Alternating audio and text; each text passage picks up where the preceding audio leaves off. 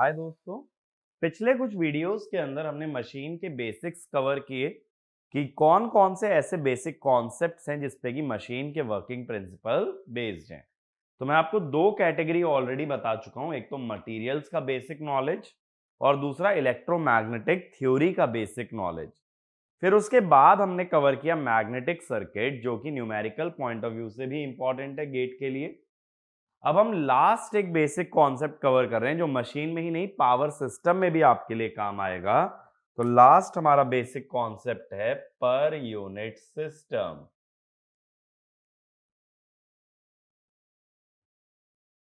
ठीक है, per unit system जो है ना कैलकुलेशन में हमें हेल्प आउट करता है। अब ये पर यूनिट सिस्टम क्या होता है, देखो जब हम कोई भी इलेक्ट्रिकल सिस्टम स्टडी करेंगे, चाहे मशीन, पावर सिस्टम, नेटवर्क, चाहे कोई भी सिस्टम हो, जब कोई इलेक्ट्रिकल सिस्टम स्टडी करते हैं तो कौन कौन सी क्वांटिटीज आपको देखने मिलती हैं, ये बताओ मुझे। क्वांटिटीज क्या क्या आएंगी? एसी में बताना, डीसी में as such per unit system का ज्यादा रोल नहीं है। एक तो आएगी वोल्टेज, ठीक है, दूसरा आ जाएगा अपना करंट,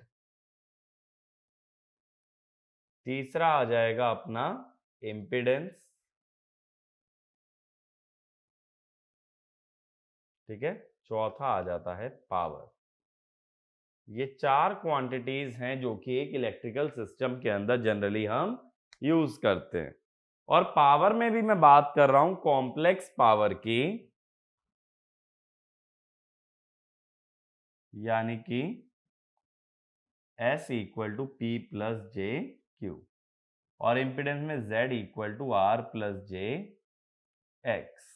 ठीक है, वोल्टेज में V angle delta, I angle pi, इस तरह सोचो। यानी देखो, अगर ध्यान से देखोगे, मैंने वोल्टेज करंट तो पोलर फॉर्म में लिखे हैं, लेकिन हैं तो ये भी कॉम्प्लेक्स क्वांटिटी, इंपिडेंस और पावर भी हैं कॉम्प्लेक्स क्वांटिटी। यानी जब एसी की बात करते हो, चार कॉम्प्लेक्स नंबर से मैं डील करने वाला हूं, वोल्टेज, करंट, इंपिडेंस और पावर।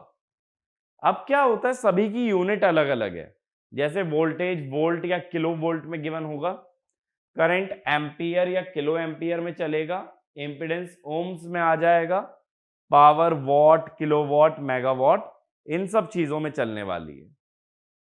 तो अब क्या होता है कि हर एक के मैग्नीट्यूड अलग अलग होंगे।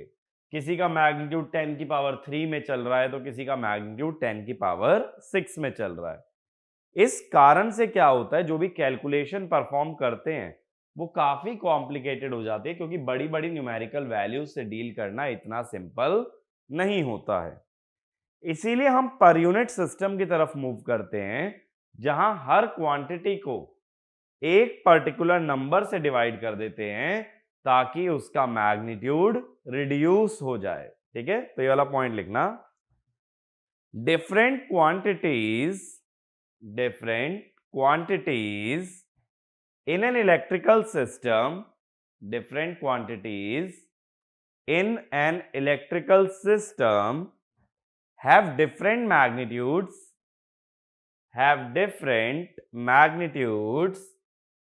and it is complicated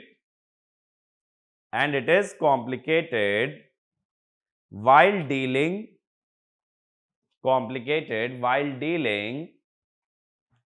with such values,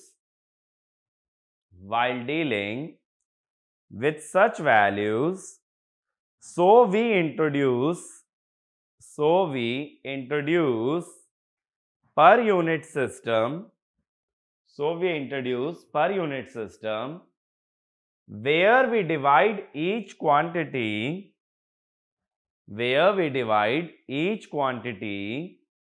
by a certain number which has the same unit as the actual value, to bring down magnitude to bring down magnitude of any quantity. Magnitude of any quantity. तो देखो, जिस number से divide करना है उसे कहते हैं base value. तो बेस वैल्यू क्या है? The division factor to be used. ठीक है, अब हम क्या बोलते हैं, पर यूनिट वैल्यू क्या होती है किसी भी क्वांटिटी की? It is equal to actual value divided by base value. ठीक है भाई। अब इसमें होता क्या है कि एक्चुअल वैल्यू और बेस वैल्यू की यूनिट सेम होती है, इसीलिए per unit quantities are always unitless. तो ये वाला भी एक पॉइंट लिखना, the unit of actual value and base value, the unit of actual value and base value is same and hence per unit quantities are unitless। अब देखो, जैसे अपने पास एक्चुअल क्वांटिटीज 4 हैं, वोल्टेज, करंट, पावर, इंपिडेंस, ऐसे ही 4 base values की मुझे जरूरत पड़ेगी, एक वोल्टेज के लिए, एक करंट के लिए, एक पावर के लिए और एक इंपिडेंस के लिए। तो जब हम बेस वैल्यूज की बात करेंगे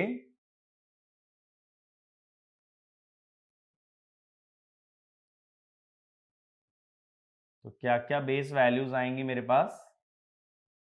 V base, I base, S base और Z बेस, ये 4 आएंगी। लेकिन अब देखो, ऐसा नहीं होता अपनी मर्जी से चारों बेस वैल्यू कुछ भी एज्यूम कर लो, ऐसा नहीं होता। इसमें क्या होता है, ज्यादातर बेस वैल्यू वही ली जाती है जो सिस्टम की रेटेड वैल्यू होती है। जैसे क्या होता है, मान लो कि हमने कोई मोटर खरीदी, तो मोटर की ना एक रेटेड स्पीड दे रखी होगी, भाई 500 आरपीएम पे चलती है, 220 वोल्ट पे चलेगी, इतने एम्पियर करंट ड्रॉ करेगी। ये मोटर के ऊपर लिखा होता है, उसको बोलते हैं नेम प्लेट रेटिंग, क्योंकि एक प्लेट लगी होती है हर मशीन के ऊपर जिसपे ये सारा डेटा हमें मेंशन्ड होता है। हर सिस्टम की एक रेटिंग होती है। ठीक है, जैसे आप मोबाइल फोन लेते हो, मोबाइल फोन में आपकी बैटरी की एक रेटिंग होती है ना कि 4000 milliampere hour, 6000 milliampere hour. ठीक है, उसकी करंट रेटिंग भी होती है, उसकी वोल्टेज रेटिंग भी होती है। रेटिंग का मतलब क्या होता है कि आइडियली इस सिस्टम को इतनी वैल्यूज पे ऑपरेट करना चाहिए ताकि इसकी परफॉर्मेंस सेटिस्फैक्टरी रहे। अगर उसके अलावा अदर वैल्यूज पे चलाते हो तो परफॉर्मेंस ऑप्टिमाइज नहीं रहती, परफॉर्मेंस डिग्रेड हो जाती है, इसलिए रेटेड गिवन होती है। अब क्या होता है, जैसा मैंने बोला, अपनी मर्जी से चारों वैल्यू एज्यूम नहीं करोगे, इसमें से 2 वैल्यू हम एज्यूम करते हैं और बाकी 2 वैल्यू हमेशा डिराइव करते हैं। तो ये दोनों पॉइंट लिखना। generally base value is taken as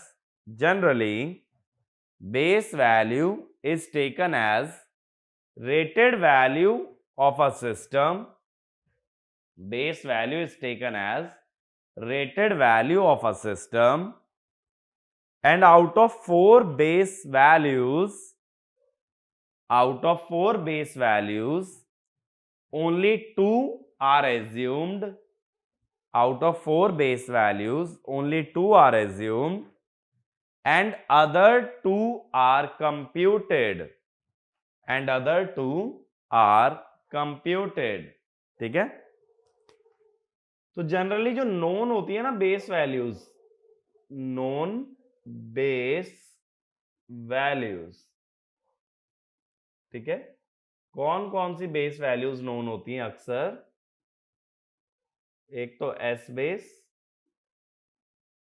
और एक वी बेस। ठीक है, एपरेंट पावर का बेस और दूसरा वोल्टेज का बेस। कैसे?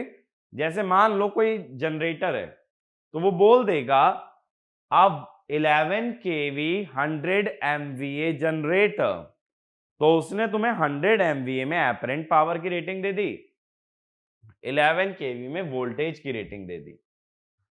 अब बात है कि बाकी दोनों क्वांटिटी कैसे कैलकुलेट होंगी, ठीक है, तो उसके बारे में हम बात करने वाले हैं।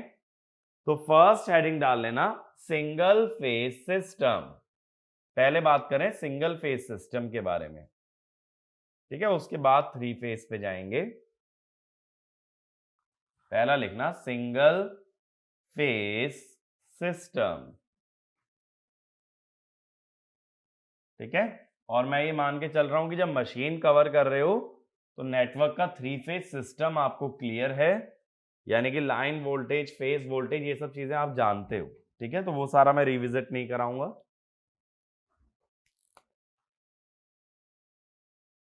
अब पहले हम बात कर रहे हैं भाई सिंगल फेज सिस्टम की। मैं अभी सिर्फ बात कर रहा हूं बेस वैल्यूज के बारे में। तो मुझे क्या पता है सिंगल फेज सिस्टम के अंदर भी नोन क्या है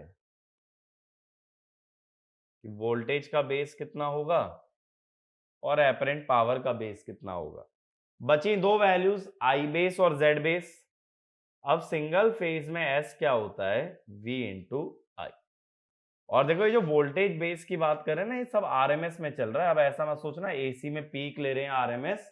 जब मशीन पावर सिस्टम की बात आएगी तो वोल्टेज और करंट हमेशा आरएमएस में चलेंगे।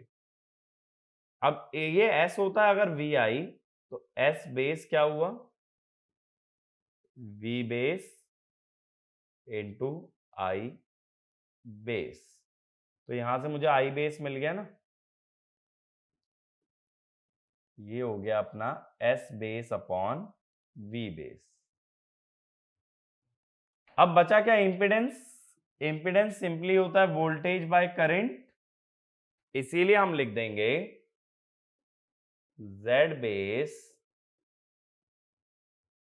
Is V base over I base. I base को लिखोगे S base upon V base,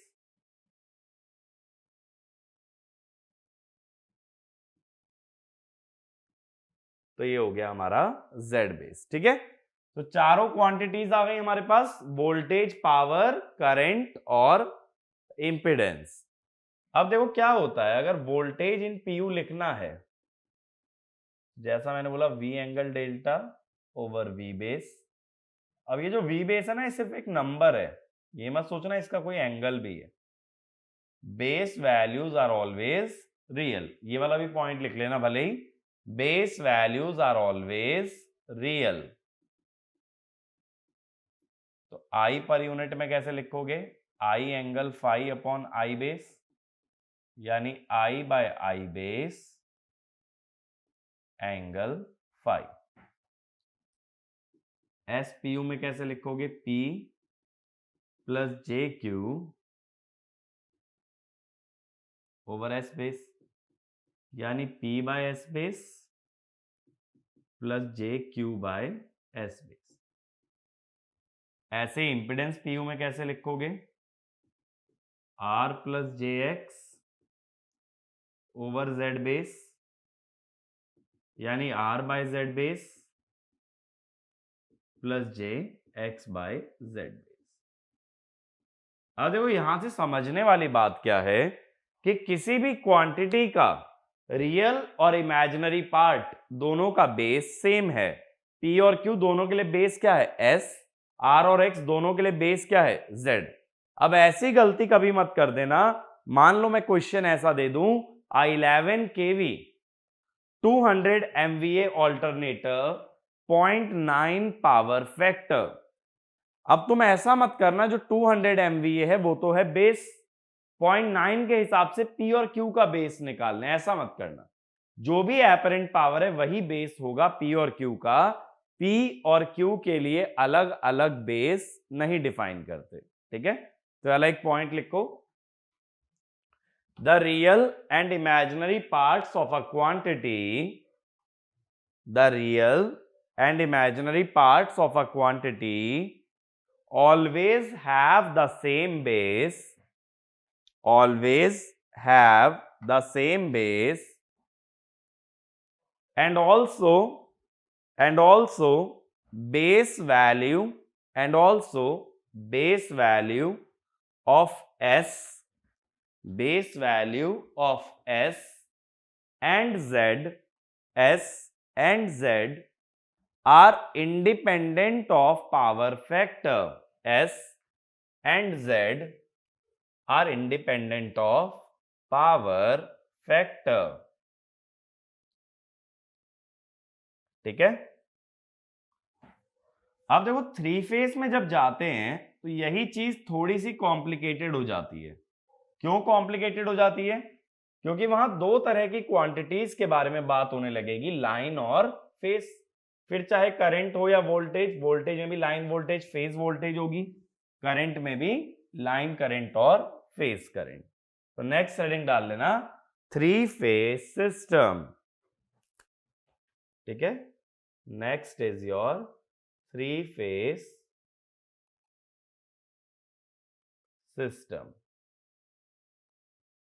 अब ये थ्री फेज सिस्टम में क्या होगा, अगर नॉन बेस की बात करें, एस बेस होगा, लेकिन ये पूरी थ्री फेज की पावर होगी। ये मत सोचना ये हर फेज की इंडिविजुअल पावर है, टोटल तीनों फेज की मिला के पावर है। और ऐसे ही वी बेस, ये जो वी बेस होता है ना, ये line to line RMS voltage होती है। हमेशा ध्यान रखना एक पॉइंट कि जब कभी थ्री फेज सिस्टम की बात करेंगे तो जब तक वोल्टेज के साथ कुछ भी स्पेसिफाइड ना हो, हमेशा उसे माना जाएगा लाइन टू लाइन वोल्टेज। तो ये वाला भी पॉइंट लिख लेना। In three phase system, if three phase system, if nothing is specified in three phase system, if nothing is specified, we assume each voltage as line to line RMS voltage, each voltage as line to line RMS voltage. ठीक है, इतना हमें given होगा। अब इसके बाद क्या होगा, अगर हम बात करते हैं, दो तरह के कनेक्शन होते हैं, एक तो स्टार कनेक्शन, एक डेल्टा कनेक्शन। तो पहले भाई मैं स्टार कनेक्शन के बारे में बात कर रहा हूं। ठीक है, स्टार कनेक्शन में हमें क्या क्या चाहिए, एक तो करंट का बेस चाहिए और दूसरा हमें चाहिए इंपेडेंस का बेस। अब देखो, सबसे पहले अगर मैं बात करूं फेज वोल्टेज के बेस की, हमेशा ये ध्यान रखना थ्री फेज सिस्टम में लाइन और फेज दोनों क्वांटिटीज का बेस अलग अलग होता है। तो स्टार में फेज वोल्टेज क्या होती है, फेज वोल्टेज होती है लाइन बाय √3, लाइन का बेस है वी बेस अपॉन √3। ठीक है, तो ये आ गया फेज वोल्टेज का बेस। अब क्या होता है, करंट का बेस चाहिए, सपोज मुझे line current base IL base. अब थ्री फेज की जो एपरेंट पावर होती है उसके दो फॉर्मूले होते हैं, 3 VPH IPH या √3 VL IL। तो √3 VL IL अगर लगाओगे तो थ्री फेज की पावर का बेस है S बेस और VL की वैल्यू है V बेस। ठीक है, तो S base by √3 V base. तो मैंने क्या किया, √3 VL IL equal to S, और इसी को I बेस मैंने बोल दिया। अब इसके बाद बात है, अगर फेज करंट के बेस की बात करें,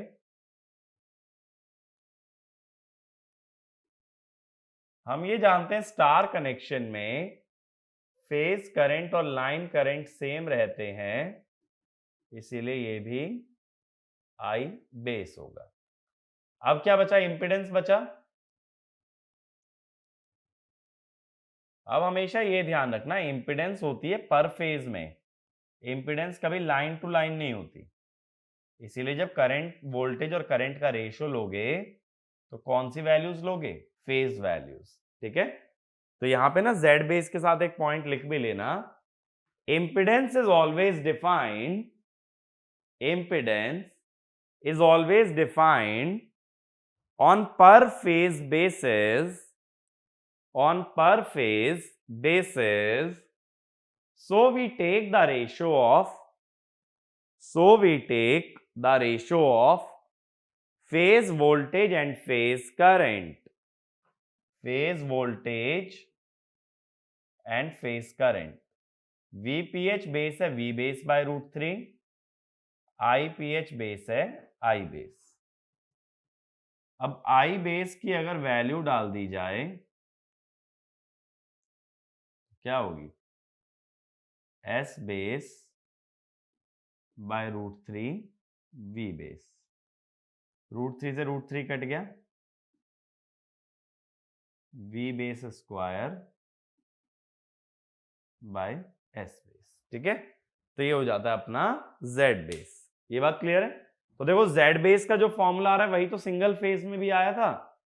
अब देखो इसके बाद कन्वर्ट कैसे करोगे कोई क्वांटिटी? मान लो VPH इन PU मुझे चाहिए, तो क्या लिखोगे? VPH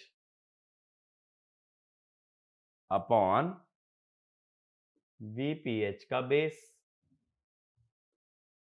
तो क्या हो जाएगा?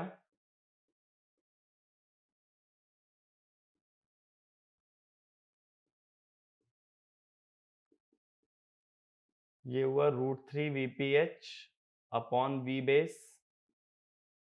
ठीक है, अगर मैग्नीट्यूड की बात करें तो एंगल डेल्टा भूल जाओ। √3 VPH क्या हुआ? Line to line voltage by V base. अब V बेस किसका बेस था? V बेस था लाइन टू लाइन वोल्टेज का बेस। अब ऊपर आ रही है लाइन टू लाइन वोल्टेज, नीचे आ रहा है लाइन टू लाइन वोल्टेज का बेस, तो ये हो गया VL इन PU।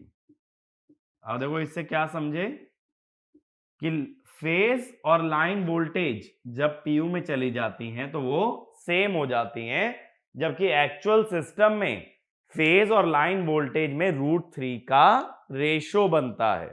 ठीक है, तो ये एक बहुत बड़ा मेजर एडवांटेज हमें मिलता है जब हम पर यूनिट सिस्टम के अंदर जाते हैं, कि जैसे ही PU में जाते हैं ये √3 वाला फैक्टर खत्म हो जाता है। ठीक है, तो ये वाला एक पॉइंट लिखना।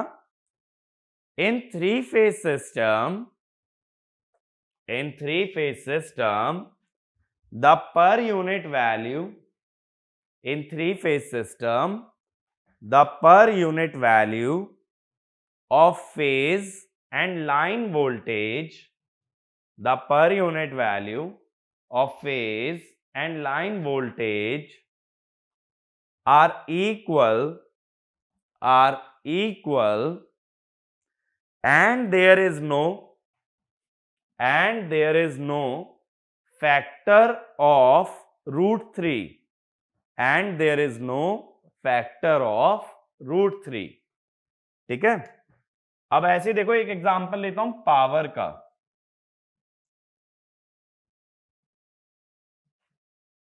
बात समझना, यहां पर एपरेंट पावर होगी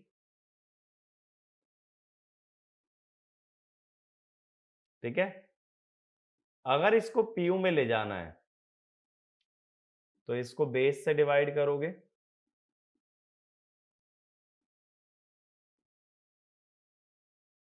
S बेस कितना है हमारा?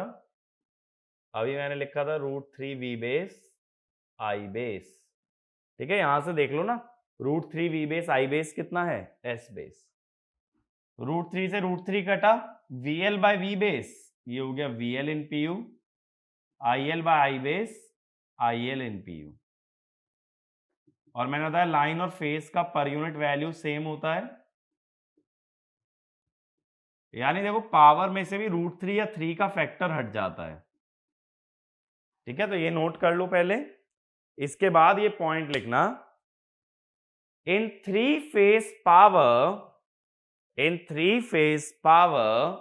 इन PU, in three phase power in PU, there is no factor of there is no factor of √3 or 3, there is no factor of √3 or 3, and hence we can say per unit system, hence we can say per unit system is independent of, per unit system is independent of number of phases, is independent of number of phases. तो यहां से relation क्या मिला, SPU is VPU into IPU, जिसका मतलब real power हो गई VPU IPU cos phi और रिएक्टिव पावर हो गई VPU IPU sin phi। ठीक है, अब मैं फेज और लाइन क्यों नहीं लिखा V और I के साथ, क्योंकि मुझे पता है पर यूनिट वैल्यू फेज और लाइन की सेम होती है, तो इसलिए मैं सिंपली लिख दिया हूं VPU और IPU। अब देखो, कभी भी पर यूनिट क्वांटिटी से वापस एक्चुअल में आना है, तो एक्चुअल से PU में कैसे आए थे, बाय डिवाइडिंग बाय बेस। तो PU से एक्चुअल कैसे जाओगे, बाय मल्टीप्लाइंग बाय बेस। तो बेस से मल्टीप्लाई करना, अब मान लो फेज वोल्टेज निकाल रहे हो तो फेज के बेस से मल्टीप्लाई करोगे, लाइन निकाल रहे हो तो लाइन के बेस से मल्टीप्लाई करोगे, यानी जो क्वांटिटी निकाली जा रही है उसी के बेस से मल्टीप्लाई करना है। तो ये एक पॉइंट लिखो, while computing actual value from per unit value, actual value from per unit value, we multiply it by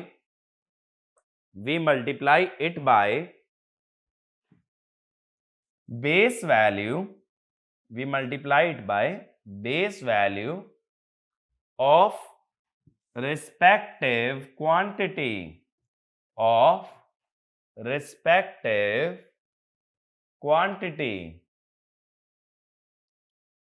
ठीक है, ये सब जो पॉइंट्स बता रहा हूं ना, ये छोटे छोटे पॉइंट्स बहुत ज्यादा इंपॉर्टेंट है जब कभी पर यूनिट सिस्टम का यूज करोगे। अब देखो, थ्री फेज में याद रखने वाली बातें क्या क्या है। पहली बात कि लाइन और फेज दोनों का बेस अलग अलग डिफाइन करना पड़ता है। बेस अलग अलग डिफाइन करके फायदा ये होता है दोनों की पर यूनिट वैल्यू सेम आती है। पर यूनिट वैल्यू सेम आने से फायदा क्या होता है कि थ्री फेज सिस्टम में जो हम कॉमन मिस्टेक करते हैं कि कहीं √3 भूल गए, कहीं 3 भूल गए, वो सारे फैक्टर पहले ही एलिमिनेट हो जाते हैं। अब जो दूसरा केस लेते हैं इसका, डेल्टा कनेक्शन। ठीक है, सेम प्रोसेस फॉलो कर रहे हैं। सबसे पहले फेज वोल्टेज बेस। अब डेल्टा में मुझे पता है कि फेज और लाइन सेम होते हैं, फेज वोल्टेज और लाइन वोल्टेज सेम होते हैं, तो ये हो गया V बेस के बराबर।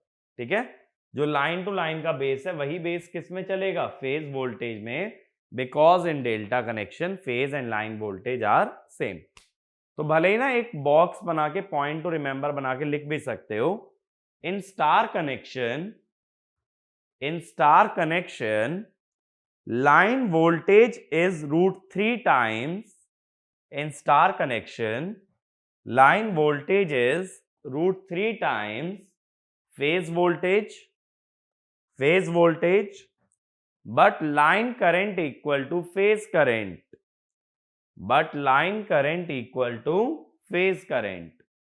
next point, in delta connection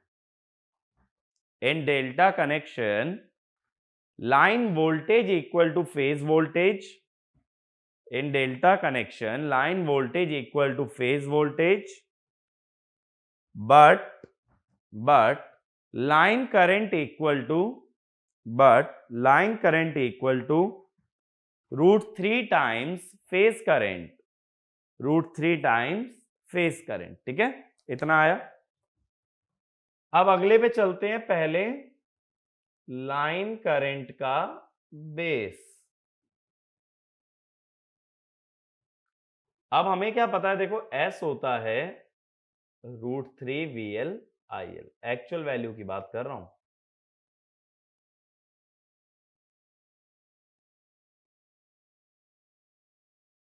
तो बेस में मैंने सभी क्वांटिटीज का बेस ले लिया, तो यहां से IL बेस कितना आया, S base by √3 V base, और इसी को हमने बोल दिया I बेस। अब इसके बाद अगला हमें चाहिए फेज करंट बेस।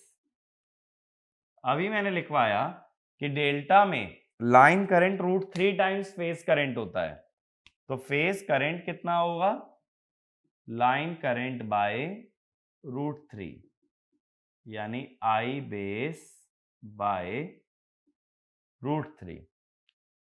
और लास्ट क्या बचा भाई, Z बेस। मैंने बताया था इंपेडेंस हमेशा पर फेज होती है, इसीलिए यहां क्या लिखोगे, VPH base over IPH base. अब VPH बेस अभी मैंने लिखा था V बेस ही है, IPH बेस कितना है, I base by √3 V base over I base. अब I बेस की वैल्यू अगर डालते हो S base by √3 V base,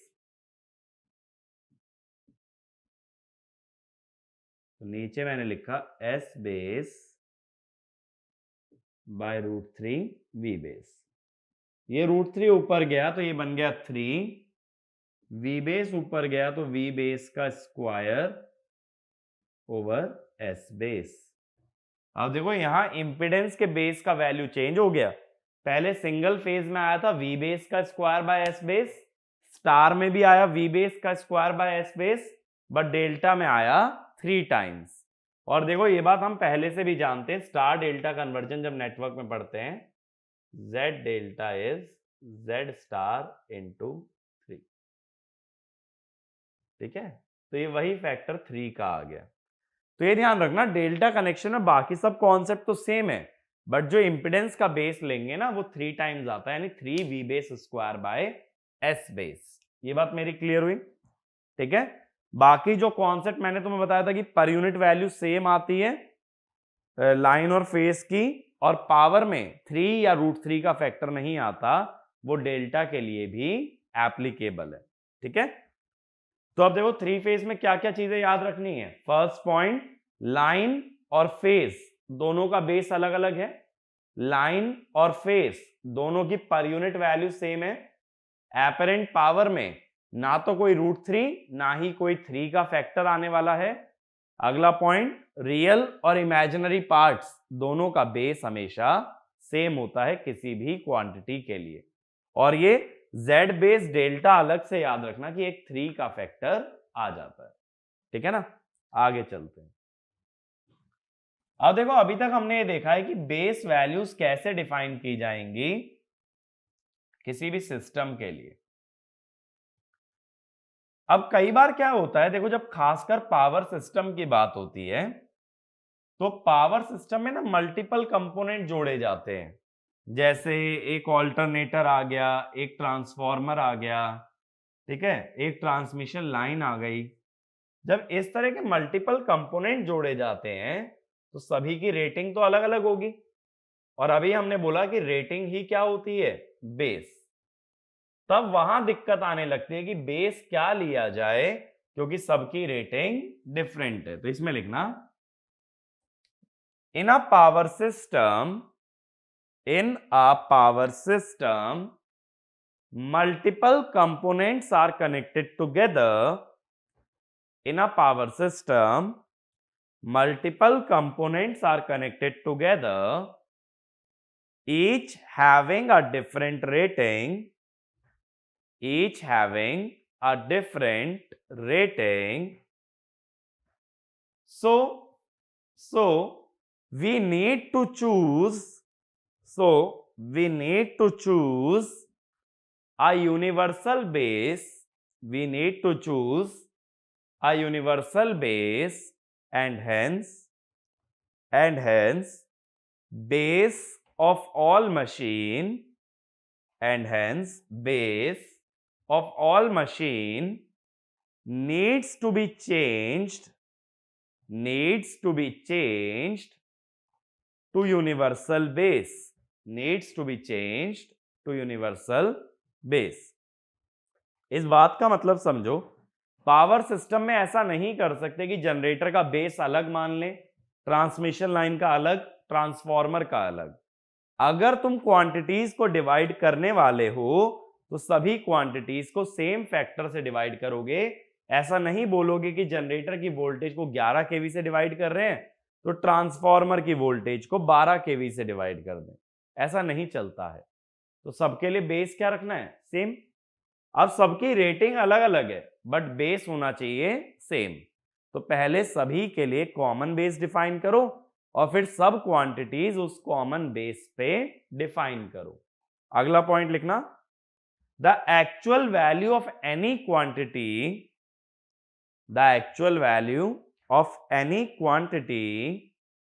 is independent of base value, but per unit value depends on choice of the base. Per unit value depends on choice of the base. So when base is changed, actual value remains unaffected,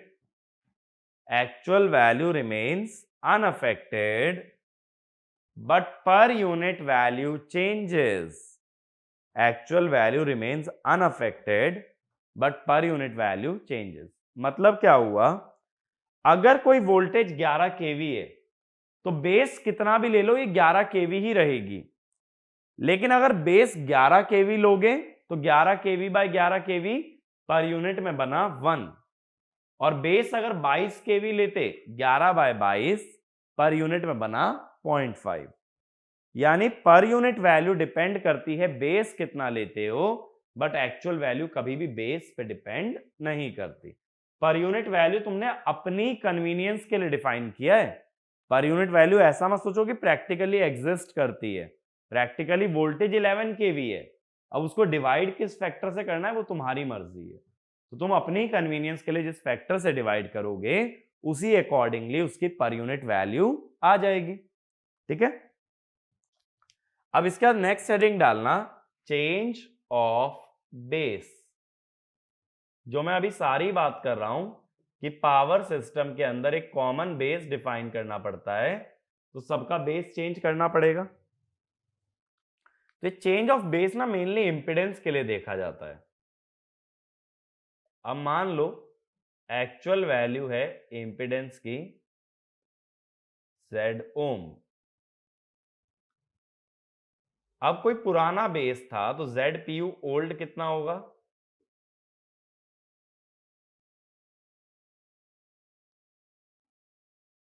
ठीक है, और ZPU new कितना होगा अगर किसी नए base पे ले जा रहे हो? तो मैंने बोला एक्चुअल वैल्यू तो सेम रहेगी, बस चेंज क्या हो जाएगा? PU value. अब अगर मैं कहूं कि ZPU न्यू मुझे चाहिए ZPU ओल्ड की टर्म्स में,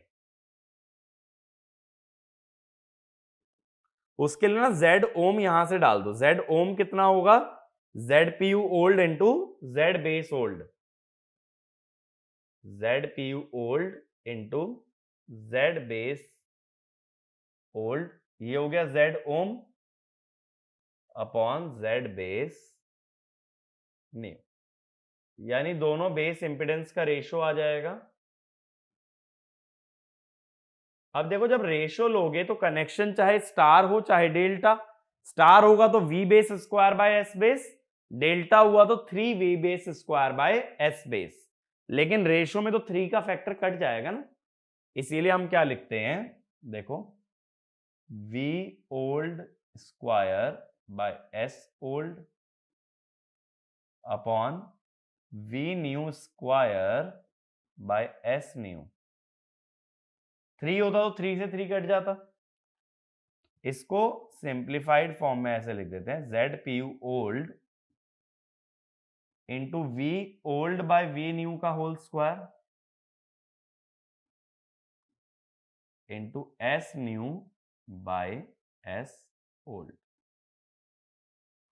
अब इसका मतलब क्या है, मान लो मैं कह दूं कि पर यूनिट इंपेडेंस है 0.5 pu on a base of 11 kV 100 MVA।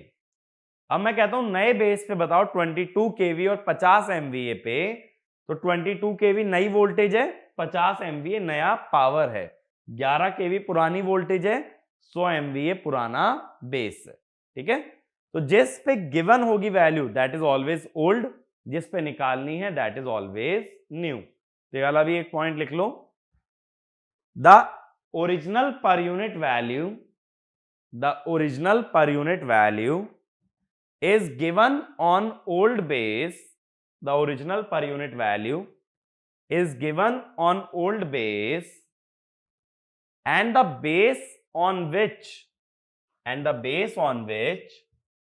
pu value is to be calculated, base on which pu value is to be calculated is called new base, pu value is to be calculated is called new base।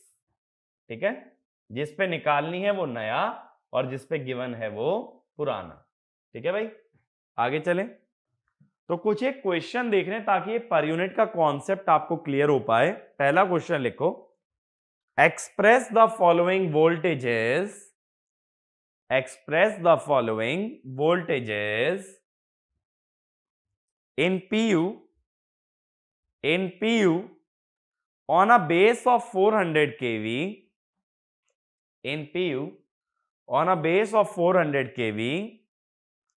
पहला 420 kV first part, 420 kV second 395 kV, first 420 kV second 395 kV। ठीक है, अब एक बार video pause करके इस question को attempt करो, फिर हम इसका सॉल्यूशन देखते हैं। अब जिन लोगों ने सॉल्व कर लिया, फर्स्ट पार्ट में हमारे पास वोल्टेज थी 420 kV और बेस बताया 400, तो PU क्या होता है, एक्चुअल बाय बेस, तो 1.05 PU। दूसरा है 395 kV, इसको भी 400 से डिवाइड कर दो, ये कितना आ रहा है भाई, ये आना चाहिए तुम्हारा 0.9875 PU। ठीक है, सिंपल है, किसी भी वोल्टेज को PU में ले जाना है, क्या करो, बेस वैल्यू से डिवाइड कर दो। बेस वैल्यू अक्सर हमारी क्या होती है, rated value, otherwise base value given होगी। ठीक है, अब अगला क्वेश्चन नोट डाउन करो। अ transmission line is represented by a transmission line is represented by a series impedance of 6 plus j 8t, ऐसे बोर्ड से लिख लेना, 6 plus j 8t ओम पर phase, find its per unit value on a base of 132 kV, on a base of 132 kV and 10 MVA, 132 kV and 10 MVA। तो again देखो, एक बार video pause करो, इस क्वेश्चन को ट्राई करो। अब जो लोग अटेम्प्ट कर चुके हैं, हम लोग सॉल्यूशन देखते हैं। ये इंपेडेंस ओम्स में गिवन है, ठीक है। अब देखो जो पावर सिस्टम में एक रूल पढ़ोगे कि जब कभी ट्रांसमिशन लाइन हो इसको हमेशा स्टार कनेक्शन की तरह ट्रीट करना। अब इंपेडेंस जब ओम्स में गिवन है तो पीयू में कैसे आओगे, बेस से डिवाइड करके। स्टार कनेक्शन में जेड बेस क्या होता है, V base square over S base. Voltage बताइए 132 केवी, केवी की वजह से 10 की पावर 6 ओवर 10 MVA, मेगा की वजह से 10 की पावर 6। ठीक है, तो अब जेड पी यू क्या हो जाएगा, 6 + J80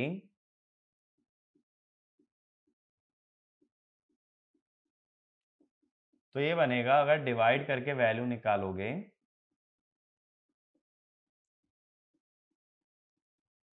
तो हम लोग क्या कर रहे हैं, बड़ी बड़ी वैल्यूज से छोटी वैल्यूज पे आ जा रहे हैं बाय मींस ऑफ पीयू। ठीक है, तो ये बेसिक पर यूनिट सिस्टम का हमारा रोल होता है या यही उसका एप्लीकेशन होता है। ठीक है, जैसे जैसे मशीन्स में आगे बढ़ेंगे ना तो ये सिस्टम तुम्हारा और वेल वर्स्ड हो जाएगा और अच्छे से क्लियर होने लगेगा। और सबसे पहले इसका यूज हम ट्रांसफार्मर के अंदर ही देखेंगे, तब मैं पर यूनिट सिस्टम के बारे में आगे की बातें बताऊंगा कि ट्रांसफार्मर में पीयू का यूज कैसे किया जाता है। ठीक है, तो वो सारा ट्रांसफार्मर के अंदर, बट जितना बेसिक कंसेप्ट हमें मशीन्स के लिए रिक्वायर्ड होता है तो उतना हम लोग कवर कर चुके हैं। आगे जिस जिस बेसिक की जरूरत पड़ेगी वो हम आगे ही कवर करेंगे, बट इतनी जनरल चीजें आप लोगों को पता होनी चाहिए। ये सब चीजें पता हैं तो आगे जब कभी मैं इन सब कॉन्सेप्ट का यूज करूंगा तो मैं दोबारा एक्सप्लेन नहीं करूंगा, मैं डायरेक्टली उस कॉन्सेप्ट को यूज कर लूंगा। ठीक है, यहां तक मेरी बात क्लियर है? तो फिर हम आगे अपना मशीन का बेसिक स्टडी स्टार्ट करेंगे, सभी चैप्टर्स या सभी मशीन्स 1 बाय 1 डील करेंगे। बेसिक कंसेप्ट हमारा यहाँ पे खत्म होता है। Thank you.